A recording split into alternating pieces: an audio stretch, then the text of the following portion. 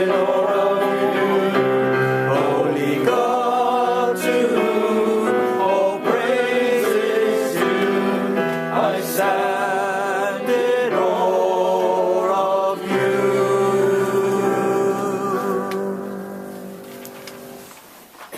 Please pray with me.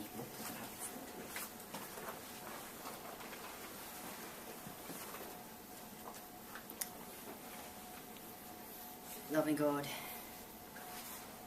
you are beautiful and wonderful and loving and generous and everything beyond words. But I'm going to try and put something in words. So help me to speak true words, and all of us to listen with true and open hearts to what you have to say. Amen. Amen. The Beatitudes. I've seen them on 100 different little tapestries and wall hangings and engravings and on people's walls the world over. One of the most beautiful and bizarre and loved and ignored of Jesus' sayings. Partly what we make of these sayings depends a little bit on which of the Gospels we're reading. There's a strong preference for Matthew's version, the one that I used this evening. It's the spiritual one. We're happier with the spiritual one than the practical. You know, when it comes to the Bible, it seems more religious somehow. It's also easier to get away with. Who can measure poverty of spirit? Or hunger and thirst for righteousness? Whereas hunger for actual food is a lot more unforgiving. And for those who find themselves with plenty to eat, it's a lot harder to consider yourselves on the blessed side of the equation. In Luke's version is blunt and practical. Blessed are the poor and the hungry. And woe unto you who are rich, because you have already received your reward. So who's right? Matthew or Luke? Which one did Jesus say? Now, there's a lot of thoughts and theories about this. Some say that, Matthew kind of spiritualised it up a bit. Some say that Luke kind of social justicized it up a bit. I read one great theory this week, that actually they're both saying the same thing. The same thing that Jesus said. It's a theory of coded language, because they're writing to two different groups of people. Luke is writing to Gentiles outside of Judea, and Matthew to Jewish Christians inside of Judea. And the difference with Matthew's audience, as Jesus' audience, is that they're occupied people. They've got Roman authorities keeping an eye on troublemakers like Jesus and his followers. And a very common thing that persecuted groups do is they talk in code. So Jesus can say, blessed are the poor in spirit, safe in the knowledge that the poor know very well he's talking to them, but he's got plausible deniability if the Romans start breathing down his neck. Now, I'm not sure Jesus was so interested in plausible deniability, but I like the theory, because it's not the only time it's happened. Slaves in America used beautifully coded spiritual language for very real freedoms that they didn't have or that they were trying to get. And, of course, those of you who are old enough to remember know that the gay community very much had its own languages to protect itself, plausibly deniable if necessary. Ooh, shut that up. Now, I'm not quite old enough, but we still have our codes. We still have our language. So maybe that theory's right. Maybe they're actually just saying the same thing.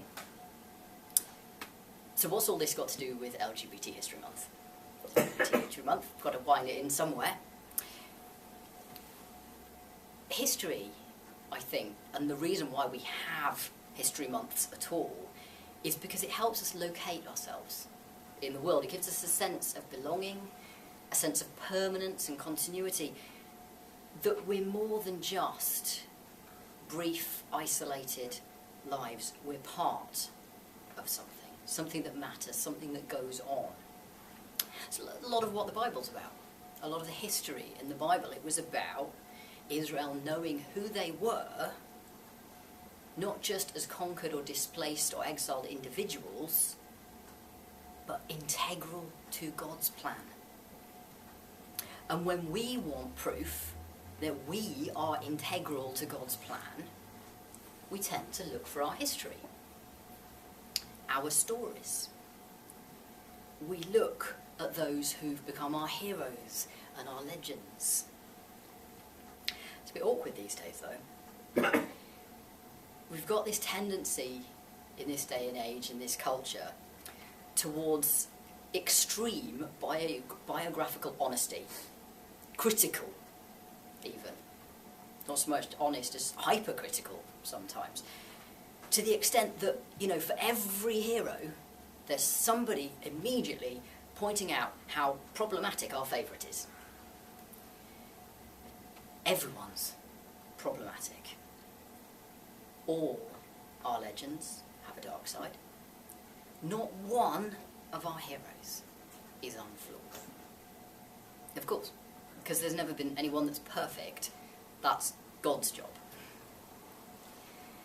Now, I know full well that there will be plenty of people out there who know I'm not fit to be a minister because when they knew me, I said this thing, or I did this thing, or I failed to do the other thing. Each of us knows that if sainthood requires perfection, we will never be saints.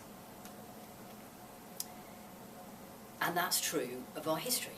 The history we look to provide us with meaning. It's full of feuds and failings and flaws, things started but never finished, things not done nearly as well as we wish they had been. I'm not saying it's not also glorious. Bits of it are amazing, but it is a bit of a curate's egg. That's why I can be cheerfully loyal to MCC, whilst cheerfully admitting that we mess up royally on occasion. That's why I can honestly say that I am proud to have been part of every MCC I have served in, and every pastor I've served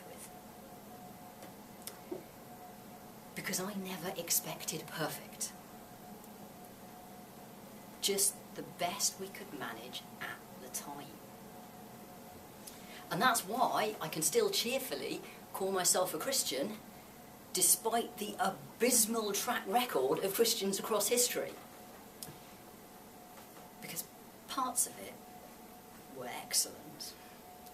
And because the meaning in any case is found not in the history of LGBT people, not in the history of Christians, but in the person of Jesus Christ.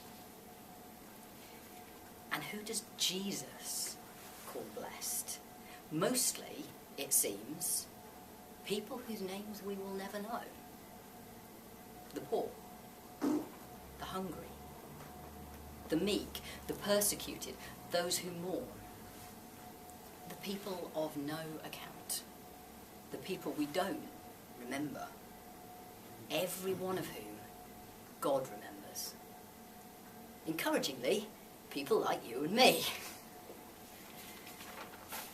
After all, I know I'm never going to be a Troy Perry, or a Ruth Ellis, or a Harvey Milk. They certainly also come under the heading of the blessed. They view persecution and being reviled and having falsehoods thrown at them, sure. But today, I'm thinking of the history we'll never hear. though we know it existed, must have existed. All the stories of the simple courage of living. Those who hungered for righteousness, or just plain hungered. It probably didn't feel like blessing at the time. When I'm mourning, when I'm being called names, those times when I didn't know where my next meal was coming from, they did not feel like a blessing. But they were the building blocks from which blessing came. They were building the kingdom of heaven. I had an interesting experience of that sort of change of perspective last night, just a little one. I came home grumpy from work. I've been finding my job very stressful, my secretary job very stressful recently. It took a long time to get home because I had to go and fetch the dog on the way before I could get back. And there was a difficult situation on the way home, and so it was late before I was able to wash and eat, and 10 hours at work and 3 hours of travel. I was grumpy. Just, I'd had it. And then suddenly, I was sitting there and had this reversal of perspective. I thought, I've just had a bath. I've just spent all day with a young person who can never have a bath. Even a brisk shower is risky and too exhausting. I've eaten a meal and I'm not in pain because of it. That young person can never have that. My little dog is lying there looking at me with utter adoration. That was way worth an extra hour's travel at the end of the day. I'm rich. I'm so incredibly blessed. And all that stress and all that grump, it poured away like the bathwater went down the plug hole. And actually it was like being plunged into a warm bath again. It's just this bath of happiness and gratitude for all these wonderful things I've been given and haven't earned. Life, health, friends, my dog. Now the interesting thing is that the young person I spoke of, she considers herself to be amazingly blessed. Without all those blessings I just counted for myself. So it really is a matter of perspective. And last night, God very kindly readjusted mine a bit. Blessed are the poor, and the poor in spirit, those who know that everything we have is a love loan, and who hand it out as freely as it was handed to us. Blessed are the merciful, who can show mercy both to each other and to ourselves when we fail to live up to the ideals we've created for ourselves. Merciful to our heroes when they turn out to be human. Merciful to our enemies when they turn out to be human as well. And blessed are you when people revile you and persecute you and utter evil against you falsely. It might not feel like a blessing, but it's the kingdom being built. And you're building your own part in it. You're making our own history. And it's written in God's book, the only one that's going to last. And it's a history and a blessing that looks very different from what we can see, because now we see dimly, then we shall see face to face. We shall see God. We'll look back and we'll know our true story. And we will know exactly who we are and who we have been. And we will have been blessed. Amen. Amen.